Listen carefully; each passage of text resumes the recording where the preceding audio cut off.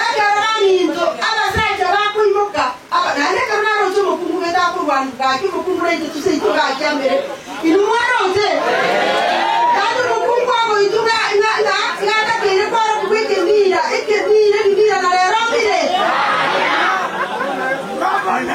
kandi mukumwa ngo ituka akwa kutitege akwa kitsa inamo abakiri bibi kumete tsaine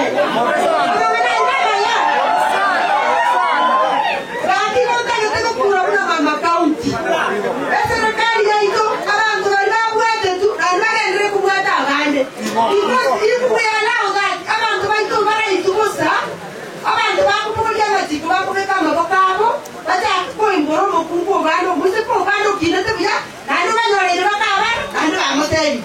Nanu tirawe muyotira, ngoza kwatine kero mumroyo. Ane kimoko muboga. Oito moto ngane kemira boka keta kore bimira ndiya kai. Okere sura lera ba bimira mire. Ayo kwanja bakore kemira, ere tiga kore. Oyo kani no ko keteria. We are so saddened. We are so saddened.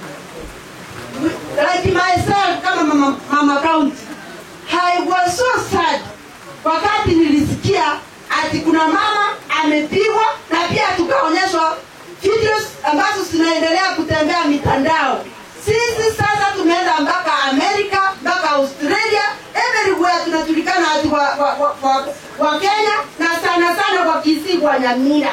Wanapiga wa mama ati wanataka wa mama wafanye kimira ambacho ilipitwa na wakati zamani. Mimi kama mama county ninataka kusema hivi.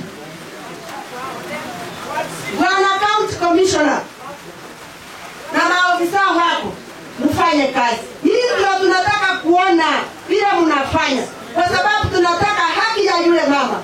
Yule mama lazima apate haki yake. Hata yeye alizaliwa kama mtoto yoyote, na yeye ni mama ambaye ako na watoto. Wakiacha huyu mama aendelee kulinda watoto wake, na waliona baba yake amezaa kufa, hata huyu mzee wake angekuwa hai, angetaka huyu bibi yake apigwe bila alipiwa. Kwa nini mpige bibi ya mtu na bwana yake amekufa? Unaona hiyo ni maneno mazuri kweli? Kila mmoja mahali mkienda, kila mmoja aseme sisi leo tumerahani hiyo kitendo, na kama hao watu ambao walishikwa lazima tupate haki kutokana na ile kitendo ambacho walifanya. Na pia mchue tena best violence.